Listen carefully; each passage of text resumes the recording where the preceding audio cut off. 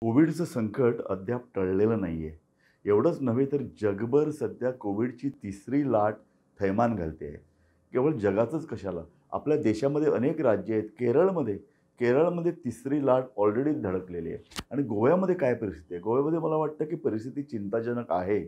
सरकार अजूनही उपाय योजत नाहीये आणि सरकार पक्ष वेगवेगळे कार्यक्रम, राजकीय उपक्रम घेत सुटलेला आहे. मला वाटतं हा गंभीर विषय आहे आणि या विषयावर मला बोललंच पाहिजे. एवढ्यासाठी बोललं पाहिजे की निवडणुका एवढ्याच जवळ नाही आहे, 7 महिन्यावरती आहेत.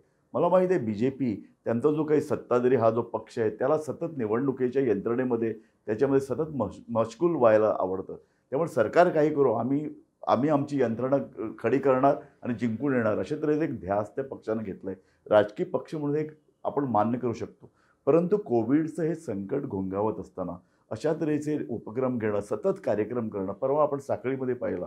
काँग्रेसला आव्हान देण्यासाठी वेगवेगळ्या ठिकाणाहून केवळ साखळीमधून लोक उत्स्फूर्तपणे आले नाहीत. वेगवेगळ्या मतदारसंघातून लोक आले. हजारो लोक तिकडे रस्त्यावर उभे होते. अशा तऱ्हेनं आपले जे काही एस-ओ-पी आहेत त्यांचा फज्जा उडतो. मला वाटतं ही एक गंभीर बाब आहे. सगळ्या राजकीय पक्षांनी निवडणुकीची तयारी तुम्ही जरूर करा. परंतु लोकांचं आरोग्य ही लाट तिसरी आणखी उग्र होऊ शकते. आता डेल्टा व्हेरियंट त्याचेही काही रुग्ण आपल्याकडे सापडलेले डेल्टा प्लसचं सुदैवाने सापडलेले नाही आहेत. परंतु हे एक गंभीर संकट आहे. मला वाटतं सगळ्या राजकीय पक्षांनी आणि राजकीय नेत्यांनी, मंत्र्यांनी, आमदारांनी यांच्यावर एक विलक्षण जबाबदारी आहे. या जबाबदारीपासून त्यांनी ढळता कामा नये. त्यांनी गंभीरपणे हा विषय हाताळला पाहिजे. नाहीतर पुढच्या निवडणुकीमध्ये लोक त्यांना दोष देणार आहेत आणि लोकांनी जर ठपका ठेवला, तर तुम्ही कितीही राजकीय चांगलं काम करा, तुम्हाला या संकटाला तोंड देणं कठीण होईल.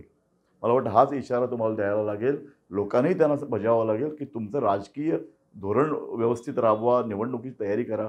तर लोकांवरती परत तिसरी लाट, संकट लोकांना संकटामध्ये टाकू नका.